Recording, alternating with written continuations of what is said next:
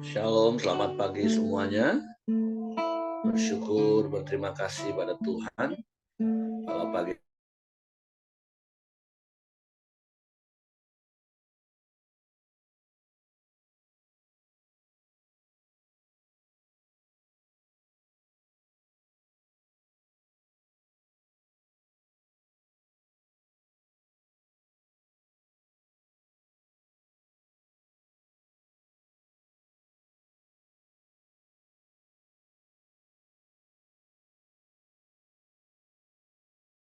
hari ini bangun dengan tubuh yang diberkati, dengan kekuatan kesehatan yang baru yang datang daripada Tuhan.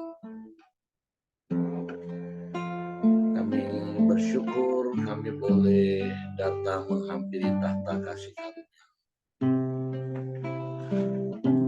dengan hati yang haus, hati yang rindu akan Engkau. Sebab Engkaulah segala-galanya bagi kami Tuhan.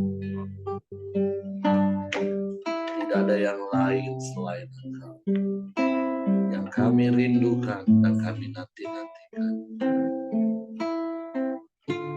Sebab Engkaulah segalanya bagi kami. Engkau sumber segalanya bagi kami Tuhan.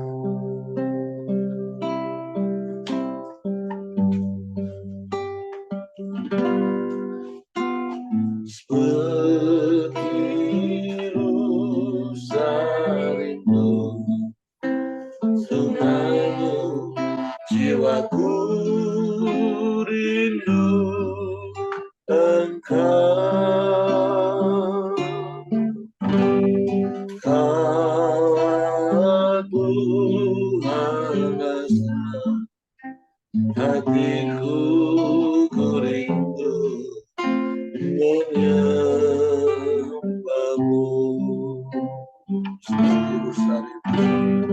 Seperti rusa rindu sungaimu, jiwaku rindu Engkau.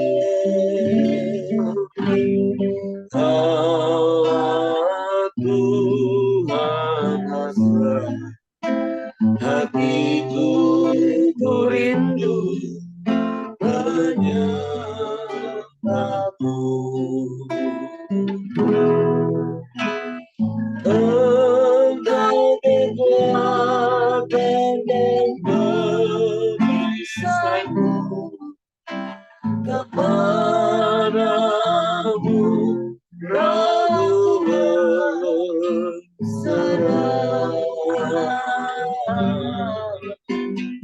Kaulah Tuhan hasrat hatiku ku rindu menyembahmu.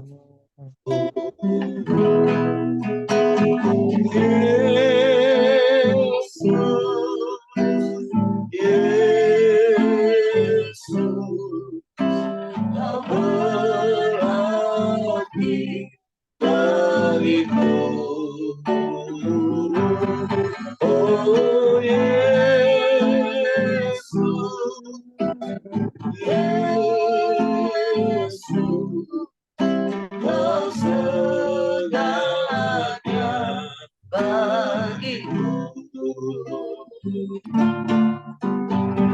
Seperti rusa rindu sungaimu, jiwaku rindu Engkau. Kaulah Tuhan hasrat hatiku ku rindu menyembahmu.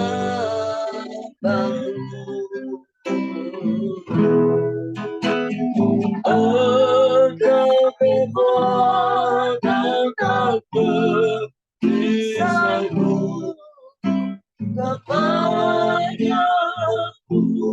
ragu berserah.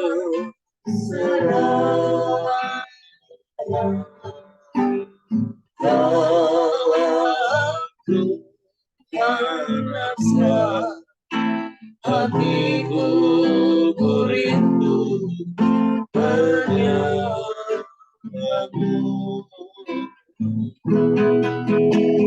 Yesus, Yesus, Kau berarti bagiku. Yesus,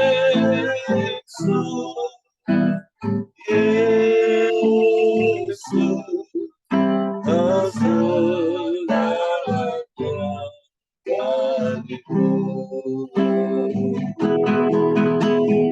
Yesus, Yesus, Kau berarti bagiku. Oh Yesus, Yesus, Kau segalanya bagiku. Kau segalanya bagiku. Amin. Kau segalanya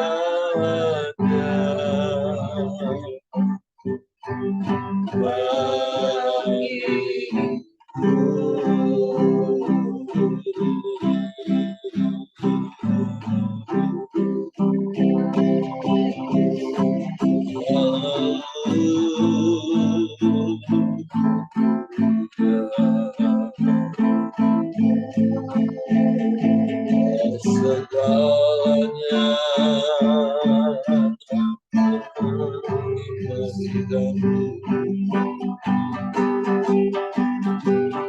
Kau segalanya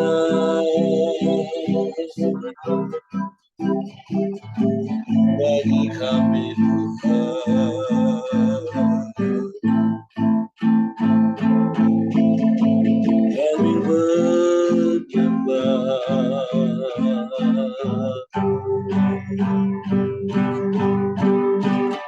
kami memuji, kami tinggikan nama-Mu. Ya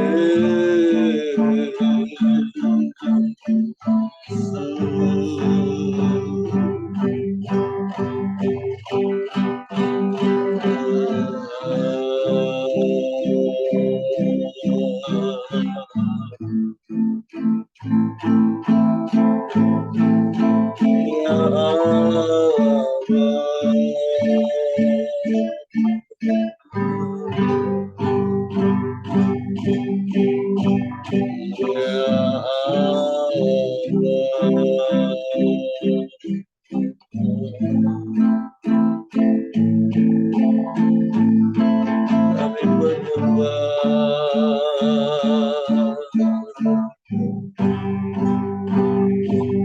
kami meninggikan nama-Mu, Yesus. Sebab Engkaulah sumber kekuatan bagi kami. Engkaulah sumber pertolongan bagi kami. Yang tak pernah terlambat. Kami bersyukur, kami bersyukur. Kami menyembah, kami memuji, meninggikan nama-Mu.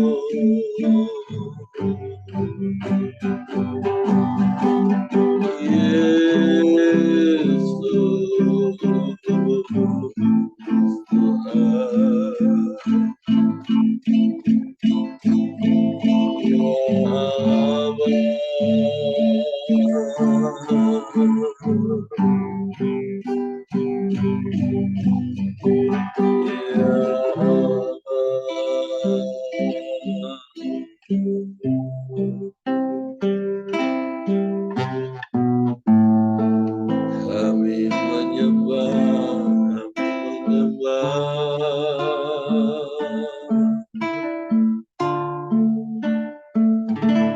kami memuji, kami meninggikan nama-Mu.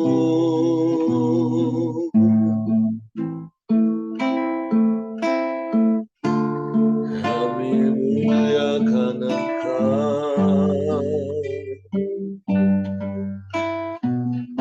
Haleluya.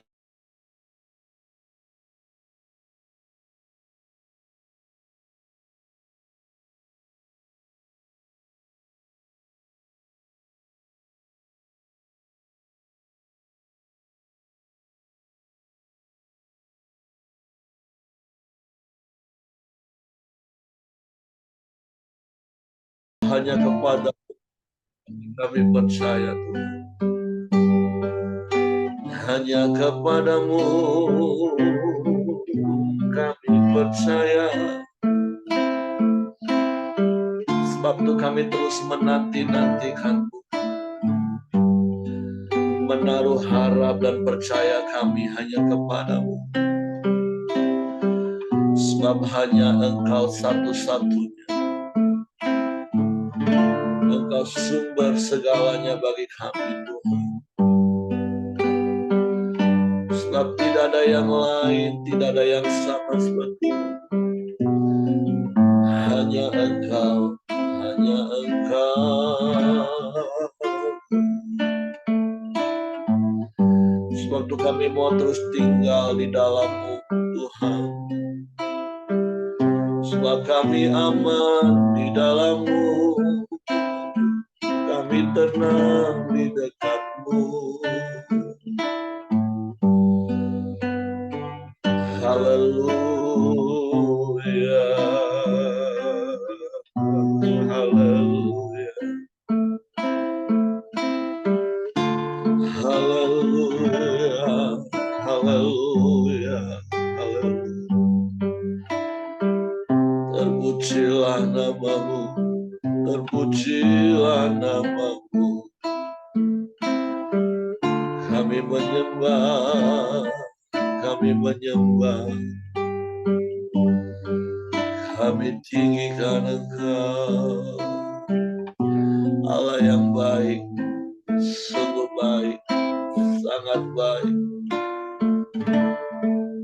Engkau yang selalu baik dan selamanya Engkau baik bagi kami.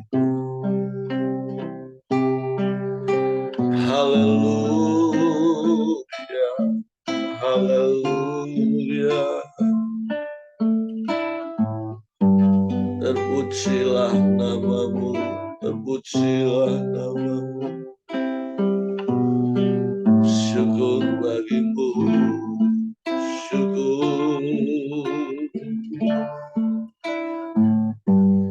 Terpujilah nama-Mu, Yesus. Terpujilah nama-Mu.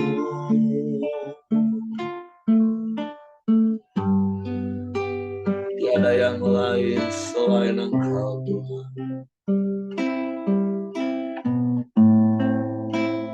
Hanya kepadamu hati kami percaya.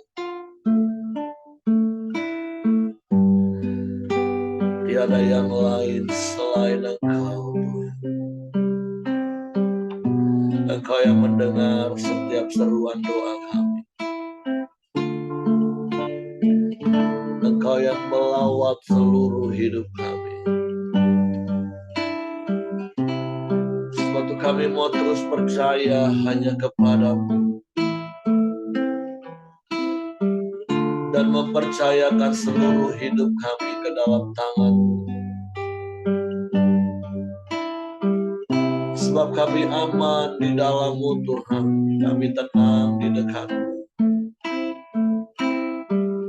Sekalipun badai di sekeliling kami, kami aman bersama-Mu. Terima kasih, terima kasih. Terpujilah nama-Mu, terpujilah nama-Mu. Hanya Engkau yang layak dipuji disembah. ditinggikan, diagungkan, dimuliakan selamanya. Haleluya. Haleluya. Terima kasih. Terima kasih. Terima kasih.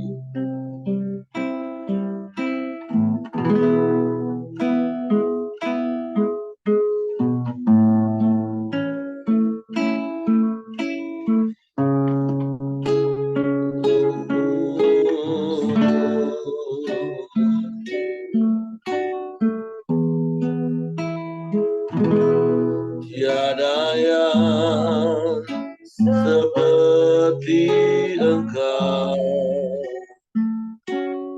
begitu mengasihiku.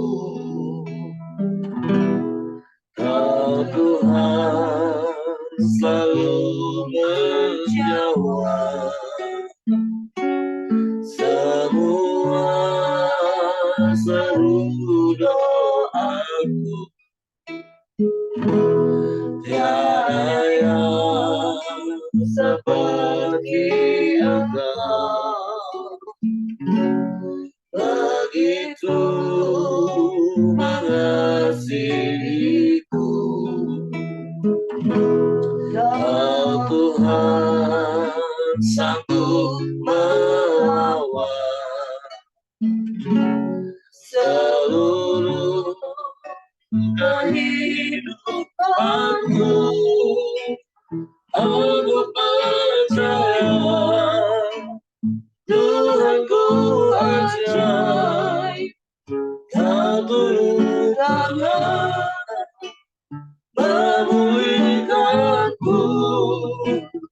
Aku percaya Tuhanku dahsyat. Kau turun tangan memberkatiku. Sungguh tidak ada Allah lain selain Engkau. Tiada yang seperti Engkau, begitu mengasihiku.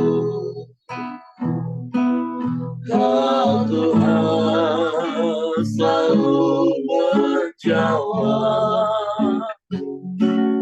semua seru doaku. Amin. Tiada yang seperti Engkau, begitu mengasihiku. Kau Tuhan sanggup melawan seluruh kehidupanku. Aku percaya Tuhanku ajaib. Kau turun tangan memulihkanku. Aku percaya Tuhanku dahsyat. Kau turun tangan memberkatiku. Aku percaya Tuhanku ajaib. Kau turun tangan memulihkanku. Aku percaya Tuhanku dahsyat. Kau turun tangan memberkatiku. Kau turun tangan memberkatiku. Kau turun tangan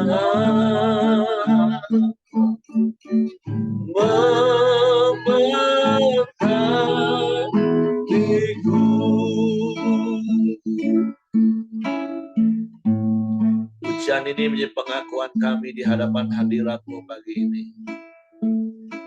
Sungguh tidak ada Allah lain selain Engkau.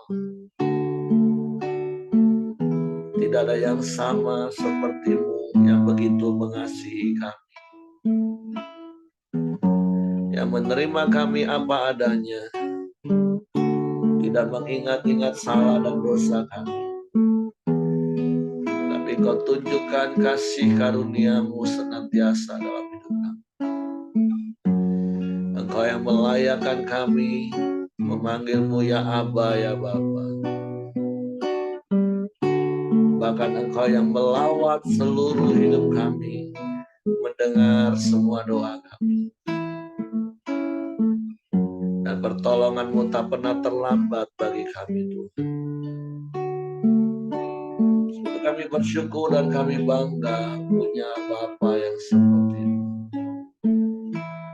Untuk kami mau terus tinggal di dalam-Mu, dan biarlah firman-Mu tinggal dalam kami. Untuk pagi hari ini kami buka hati kami untuk firman-Mu. Roh Kudus, tolong kami untuk mengerti dan memahami firman-Mu, sehingga kami percaya firman-Mu dan kami melakukannya dalam hidup kami. Di dalam nama Yesus Tuhan. Haleluya, haleluya. Amin. Oke, silakan Pak Ramli. Ya, terima kasih Pak Heri. Selamat pagi teman-teman semua. Selamat pagi Bapak Ibu. Kita langsung saja hari ini sampai ke pasal yang ke-15 dari kitab 1 Tawarikh. Kisah bagaimana Daud mencoba yang kedua kalinya untuk berupaya membawa dan memindahkan tabut Allah ke Yerusalem atau ke kota Daud. Saya akan bacakan bagi kita semua. Ayat yang pertama, Daud membuat bagi dirinya gedung-gedung di kota Daud, lalu ia menyiapkan tempat bagi tabut Allah dan membentangkan kemah untuk itu. Ketika itu berkatalah Daud, janganlah ada yang mengangkat tabut Allah selain dari orang Lewi, sebab merekalah yang dipilih Tuhan untuk mengangkat tabut Tuhan dan untuk menyelenggarakannya sampai selama-lamanya. Kemudian Daud mengumpulkan segenap Israel ke Yerusalem untuk mengangkut tabut Tuhan ke tempat yang telah disiapkannya untuk itu.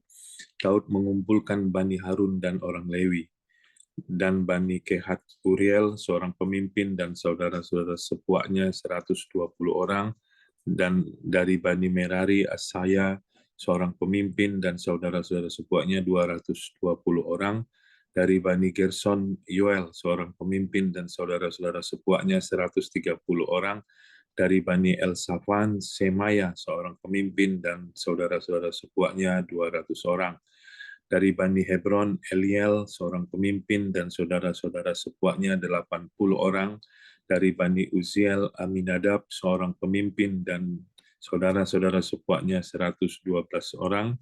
Lalu Daud memanggil Zadok dan Abiatar, imam-imam itu, dan orang-orang Lewi, yakni Uriel, Asaya, Yoel, Semaya, Eliel, dan Aminadab, dan berkata kepada mereka, "Hai kamu ini, para kepala puak dari orang Lewi, kuduskanlah dirimu, kamu ini dan saudara-saudara sepuakmu, supaya kamu mengangkut tabut Tuhan Allah Israel ke tempat yang telah kusiapkan untuk itu. Oleh karena pada pertama kali kamu tidak hadir, maka Tuhan Allah kita telah menyambar di tengah-tengah kita, sebab kita tidak meminta petunjuknya seperti seharusnya. Jadi para imam dan orang-orang Lewi menguduskan dirinya untuk mengangkut tabut Tuhan Allah Israel. Kemudian Bani Lewi mengangkut tabut Allah itu dengan ganda pengusung di atas bahu mereka, seperti yang diperintahkan Musa sesuai dengan firman Tuhan. Daud memerintahkan para kepala orang Lewi itu supaya mereka menyuruh berdiri saudara-saudara sepuak mereka, yakni para penyanyi, dengan membawa alat-alat musik seperti gambus, kecapi, dan ceracap, untuk memperdengarkan dengan nyaring lagu-lagu gembira. Maka orang Lewi itu menyuruh berdiri Heman bin Yoel dan dari saudara-saudara sepuaknya Asap bin Benekea, dari Bani Merari, saudara-saudara sepuak mereka, Etan bin Kusaya, dan bersama-sama mereka itu saudara-saudara mereka dari tingkat kedua, Zakaria, Yaaziel, Semiramot, Yehiel, Uni Eliab, Benaya, Maaseya, Matika, Elifele, Miknea, dan Obed-Edom, serta Yeiel, para penunggu pintu gerbang. Para penyanyi, yakni Heman, Asaf, dan Etan harus memperdengarkan lagu dengan ceracap tembaga. Zakaria, Aziel, Semiramot, Yehiel, Uni Eliab, Maaseya, Benaya harus memainkan gambus yang tinggi nadanya. Sedang Matika, Elifele, Mikea, Obed-Edom, Yeiel, Azazia harus memainkan kecapi yang 8 nada lebih rendah tingkatnya untuk mengiringi nyanyian. Kenanya pemimpin orang Lewi mendapat tugas pengangkutan. Ia mengepalai pengangkutan sebab ia paham dengan hal itu. Berekia dan Elkana adalah penunggu pintu pada tabut. Dan Sebanya, Yosafat, Nathaniel, Amasai, Zakaria, Benaya, dan Eliezer, yakni imam-imam itu meniup nafiri di hadapan tabut Allah, sedang Obed-Edom dan Yehia adalah penunggu pintu pada tabut itu. Maka Daud dan para tua-tua Israel dan para pemimpin pasukan 1.000 pergi untuk mengangkut tabut perjanjian Tuhan itu dari rumah Obed-Edom dengan sukacita. Dan oleh karena Allah menolong orang Lewi yang mengangkut tabut perjanjian Tuhan itu, maka dipersembahkanlah 7 ekor lembu jantan dan 7 ekor domba jantan. Daud memakai jubah dari kain lenan halus, juga segala orang Lewi yang mengangkat tabut itu dan para penyanyi. Dan Kenanya yang mengepalai pengangkutan dan para penyanyi, Daud juga memakai baju efod dari kain lenan. Seluruh orang Israel mengangkut tabut perjanjian Tuhan itu dengan diiringi sorak dan bunyi sangkakala, nafiri dan ceracap sambil memperdengarkan permainan gambus dan kecapi. Ayat 29, ketika tabut perjanjian Tuhan itu sampai di kota Daud, maka Mikal, anak perempuan Saul, menjenguk dari jendela, lalu melihat Raja Daud melompat-lompat dan menari-nari, sebab itu ia memandang rendah Daud dalam hatinya. Ya, jadi kita tahu bahwa ini adalah usaha Daud yang kedua untuk memindahkan tabut Allah ya ke Yerusalem, ke tempat yang lebih baik. Kita tahu bahwa usahanya yang pertama ya didasari oleh keinginan hati, ya motivasi yang baik tentunya ya. Tapi kita tahu ceritanya bagaimana proses pengangkutan itu mengalami kegagalan karena tidak sesuai dengan apa yang seharusnya dilakukan ya. Kita tahu kegagalan itu memakan korban Uza yang mati pada peristiwa proses pengangkutan itu, dan Daud sangat ketakutan dan akhirnya tabut Allah itu dititipkan di rumah Obed-Edom.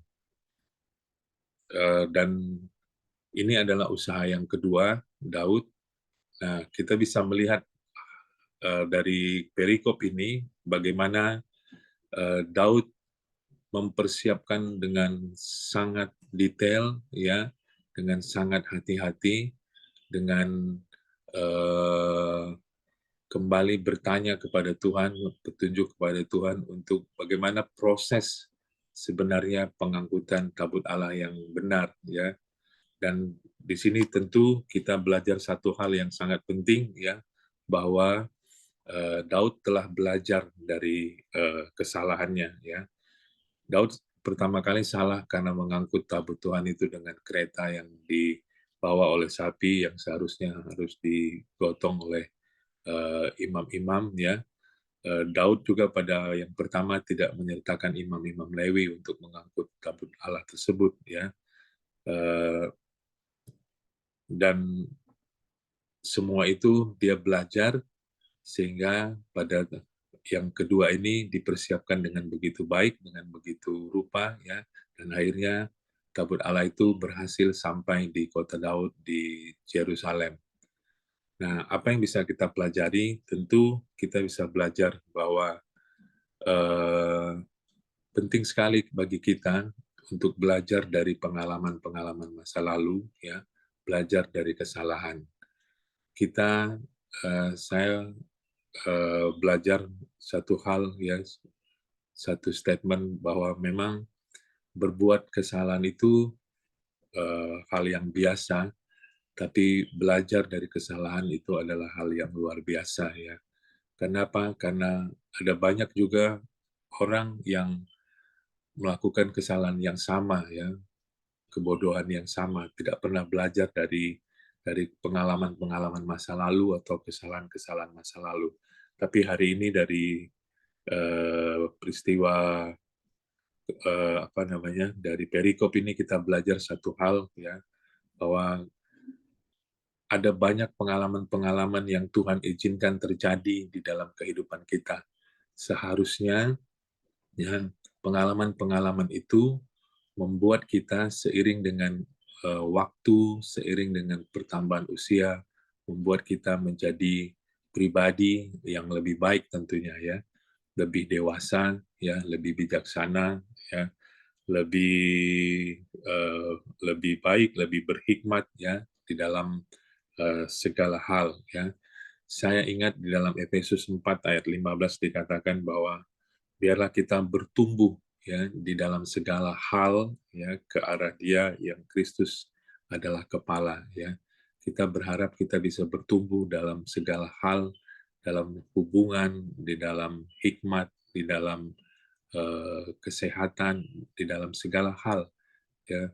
Karena kita belajar dari apa? Dari pengalaman-pengalaman yang Tuhan izinkan terjadi di dalam kehidupan kita. Apakah itu keberhasilan, apakah itu mungkin juga kegagalan atau kesalahan-kesalahan di masa lalu. Tapi yang penting bagi kita adalah kita belajar dari hal tersebut untuk menjadi pribadi yang lebih baik, lebih berhikmat, lebih bijaksana, lebih dewasa, ya, lebih baik daripada yang sebelumnya. Kemarin tadi malam kami komsel, ya, Rudy dan Ayen itu bercerita bagaimana pengalaman mereka yang cukup unik, ya. Beberapa waktu yang lalu, ya, beberapa minggu yang lalu, mereka menerima orderan, dalam hal ini Ayen, ya, menerima orderan lewat WA. Orderannya cukup banyak, ya. Mereka biasa menerima orderan seperti itu, ya. Karena cukup banyak, jadi harus dipersiapkan, di-prepare lebih awal, ya. Jadi sudah disebutkan item-item orderannya, karena untuk makan sekian orang, ya, cukup banyak biasanya, ya. Maka disiapkanlah, ya, diproses, ya, sesuai dengan pesanan. Setelah semua siap, ditunggu-tunggu orangnya nggak datang, yes. Nah, Ayen mulai curiga, dia teringat, kemudian dia cek lagi WA-nya, ternyata dia salah hari, ya, aturannya besok, ya, tapi mereka siapkan hari ini. Maka terjadilah, ya, kepanikan yang luar biasa di toko mereka, ya. Jadi tentu bayangannya adalah rugi jutaan rupiah, ya, karena pesanan yang salah tanggal. Tapi untungnya, ya, walaupun ini murni kesalahan ketidaktelitian daripada Ayen, ya, Rudy tidak melemparkan kesalahan ini kepada Ayen, ya, sehingga mereka tidak bertengkar, ya. Mereka berdoa, ya, bagaimana meminimalisir kerugian yang di depan mata ini, dan mereka kemudian membuat promo di media sosial, diskon besar-besaran untuk makanan yang sudah disiapkan tersebut, ya. Intinya singkat cerita, walaupun akhirnya habis juga, ya, tinggal sedikit, ya, tapi mereka tidak rugi besar ya. Itu yang pertama.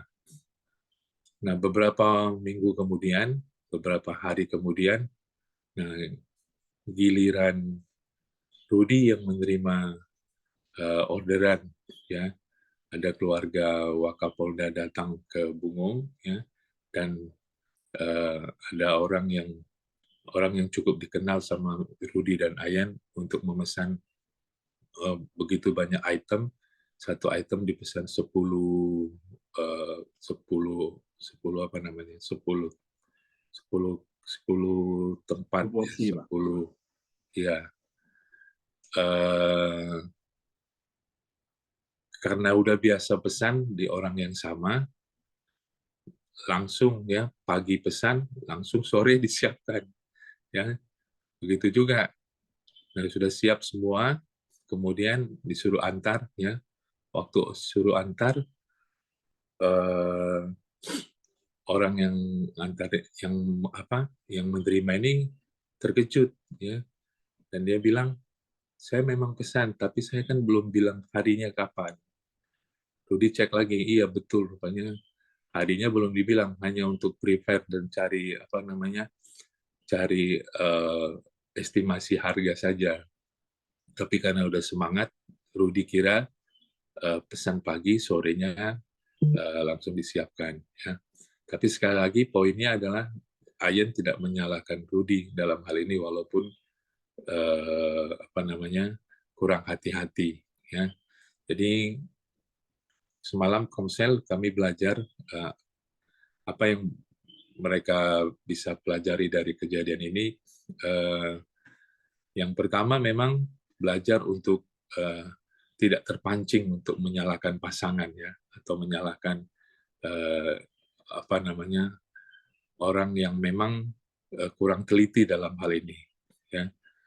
Nah, yang kedua yang menarik adalah Rudi bilang, aku tanya Tuhan, kenapa ini sampai terjadi 2 kali pada kami, ya, dalam waktu yang dekat. Nah, sepertinya aku dapat hal seperti ini, ya. Tuhan sengaja mengizinkan kami mengalami hal ini kan supaya supaya mungkin saja di kemudian hari kami bisa diiming-iming sebuah keuntungan besar, kami tidak hati-hati, kami ambil padahal itu ternyata sebuah kesalahan yang bisa fatal, merugikan dalam jumlah yang sangat besar. Oleh karena itu kami hari ini belajar kalau ada janji, keuntungan, dan lain sebagainya, kami harus belajar untuk lebih waspada, lebih hati-hati, lebih bijaksana, lebih tenang, lebih sabar. Ya. Nah, itu pengalaman mereka yang menurut saya cukup menarik juga. Ya. Sampai 2 kali Tuhan izinkan, berarti ada sesuatu yang Tuhan mau mereka belajar dari situ. Hal yang kedua yang kita bisa pelajari dari perikop ini adalah kita bisa melihat bagaimana Daud begitu menghormati tabut Allah, ya. Dia begitu begitu hormat sehingga mempersiapkan dengan sangat detail dan dengan sangat banyak rombongan-rombongan para pengiring untuk mengiringi proses penghantaran tabut Allah dari rumah Obed-Edom ke kota Daud ke Yerusalem, ya. Sehingga akhirnya sikap menghormati tabut Allah, sikap menghormati Tuhan, sikap menghormati cara-cara Tuhan dan tidak ingin lagi melakukan kesalahan, menghasilkan sebuah sebuah karya atau sebuah keadaan yang sangat-sangat baik menurut saya, ya.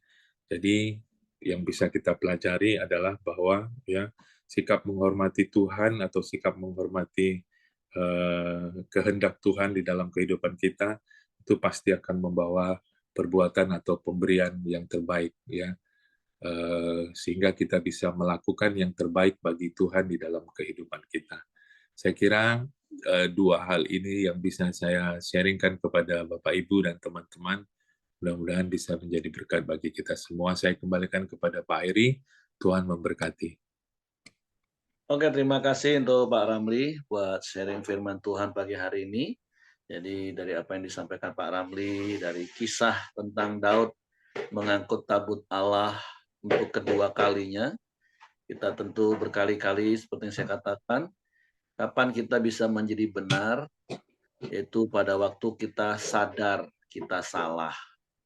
Nah, masalahnya ada begitu banyak orang sudahlah salah, nggak sadar dia salah, bahkan dia merasa benar. Sehingga dia bisa marahin orang, karena dipikir dia yang benar dan orang yang salah.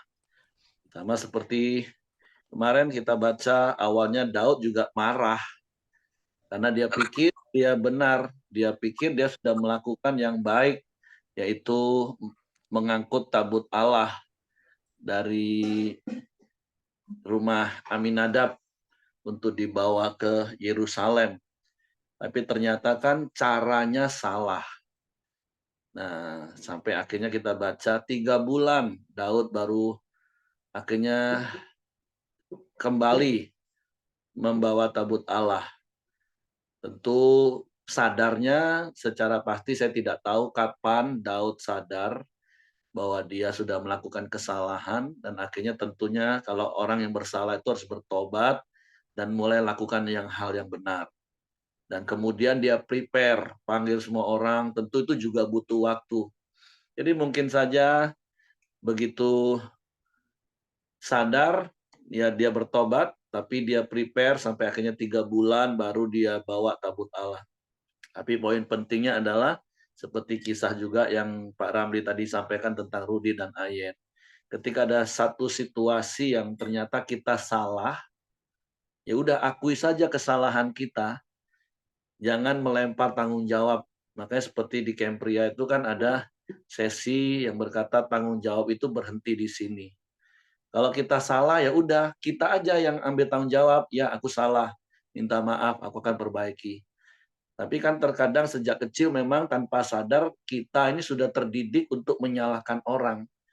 Makanya kan contoh kecil yang berkali-kali saya katakan kalau kita sedang mengajarin anak-anak yang balita khususnya, ketika mereka jatuh, janganlah kita pukul lantai itu. Ketika mereka terbentur meja, janganlah kita marahi meja itu. Kan kita dari kecil dulu dididik seperti itu dan mendidik seperti itu. Wah ya nakal meja ini nakal ya, lantai ini nakal ya, kita pukul lantai, kita pukul meja. Padahal harusnya kan kita kasih tahu, anak itu harus hati-hati supaya nggak jatuh.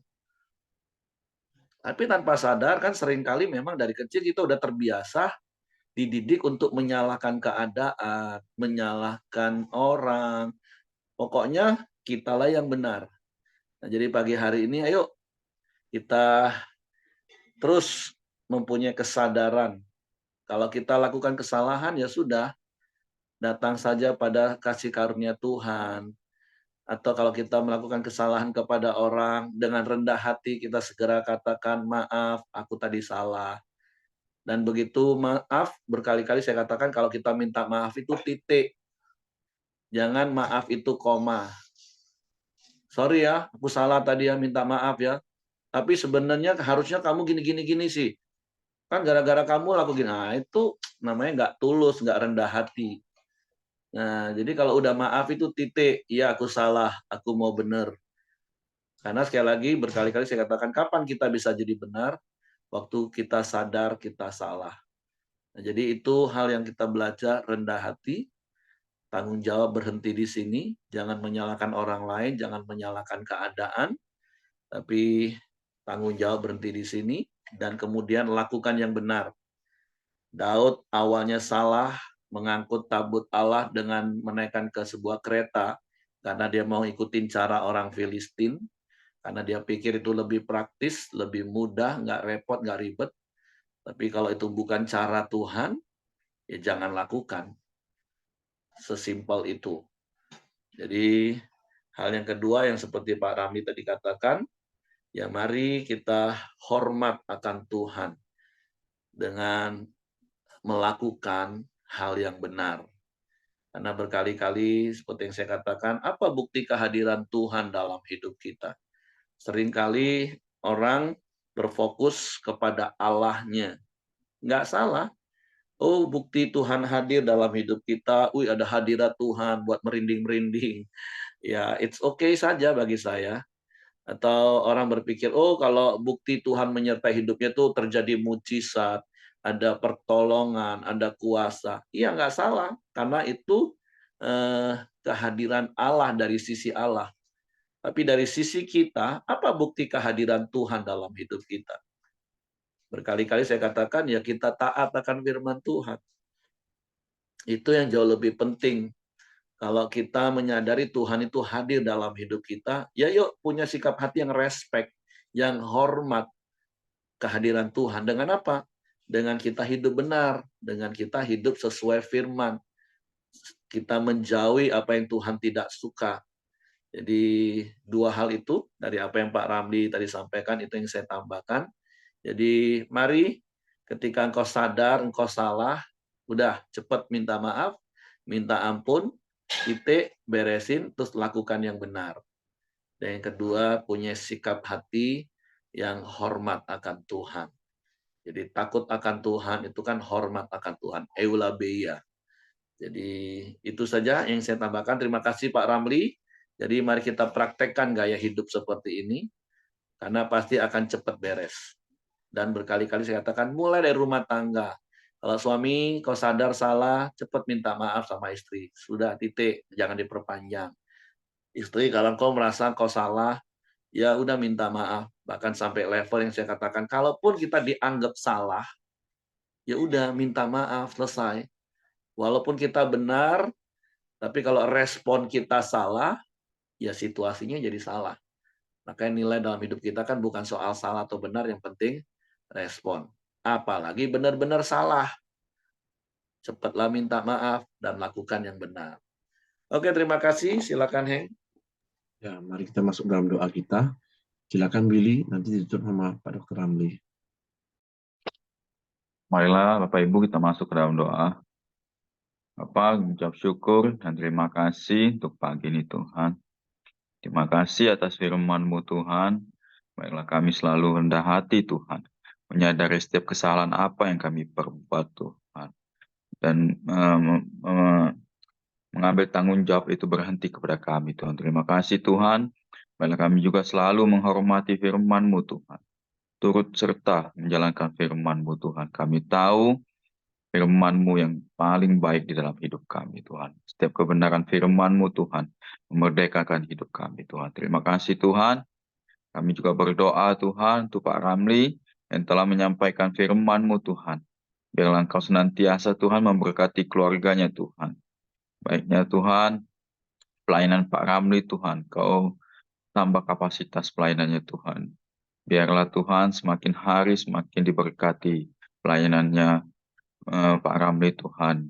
Kerajaan-Mu yang di Bungo Tuhan, semakin diperluas Tuhan. Biarlah melalui kehidupan Pak Ramli, setiap jiwa bisa dimenangkan Tuhan. Terima kasih Tuhan, Kau berkati gereja di sana Tuhan, yang di Bungo, yang dipimpin oleh Pak Ramli Tuhan. Apapun yang berbuat Pak Ramli Tuhan, kami serahkan ke dalam kuasa tangan-Mu. Baik keluarganya Tuhan, anak istrinya, dan cucu-cucunya Tuhan. Terima kasih Tuhan. Pak yang baik, kami juga berdoa Tuhan, untuk setiap anggota Kromdeo yang hadir pada pagi ini Tuhan. Biarlah Engkau senantiasa memberkati pelayanan kami Tuhan, kerjaan kami, usaha kami, dan anak-anak kami Tuhan. Engkau berkati setiap kesehatan kami juga Tuhan. Dan jika ada yang sakit Tuhan, kami percaya Tuhan, di dalam nama-Mu ada terjadi kesembuhan. Terima kasih Tuhan, Bapa yang baik. Dan kami juga telah melewati pemilu pada tanggal 14 kemarin Tuhan.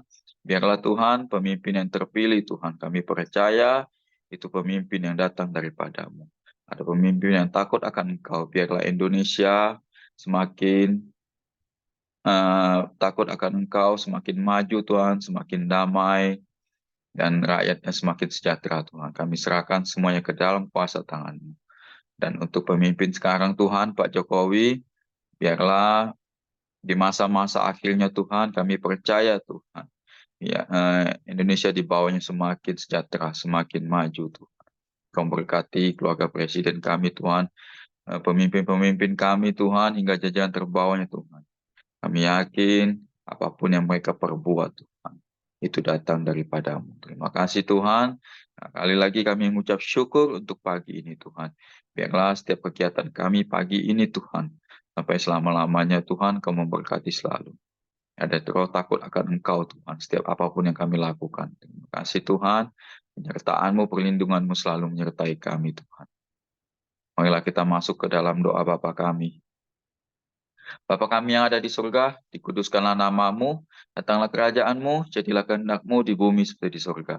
Berikanlah kami pada hari ini makanan kami yang secukupnya, dan ampunilah kami akan kesalahan kami, seperti kami juga mengampuni orang yang bersalah kepada kami. Dan janganlah membawa kami ke dalam pencobaan, tapi lepaskanlah kami daripada yang jahat. Karena Engkau yang punya kerajaan, dan kuasa, dan kemuliaan sampai selama-lamanya. Amin. Bapa, kami kembali bersyukur, berterima kasih karena hari ini kami telah bersama-sama berkoram deo, menaikkan pujian, pengagungan, ucapan syukur kami kepadamu karena kasih karunia yang telah Engkau limpahkan dalam hidup kami. Kami telah sharing kebenaran firman-Mu dan kami telah menaikkan pokok-pokok doa kami. Kami bersyukur Tuhan, ajar kami sekali lagi untuk belajar dari kesalahan, dari pengalaman-pengalaman hidup kami, sehingga kami boleh menjadi pribadi yang lebih baik di kemudian hari. Terima kasih, kami serahkan hidup kami ke dalam tangan-Mu sepanjang hari ini. Biarlah kiranya Tuhan yang menolong, memimpin, memberkati kehidupan kami. Kami percaya, biarlah hidup kami boleh menjadi berkat sepanjang hari ini, menjadi mempermuliakan nama Tuhan sepanjang hari ini. Apapun yang kami lakukan, boleh berhasil. Terpujilah nama-Mu, dan akhirnya kami boleh terima berkat yang baik yang daripadamu, yaitu kasih karunia daripada Allah Bapa, damai sejahtera daripada Tuhan Yesus, serta persekutuan yang manis bersama Roh Kudus menyertai kami hari ini, sampai selama-lamanya. Kami terima berkat-Mu hanya di dalam nama Tuhan Yesus Kristus. Haleluya. Amin. Oke, semangat pagi, selamat beraktivitas, Tuhan memberkati. Will,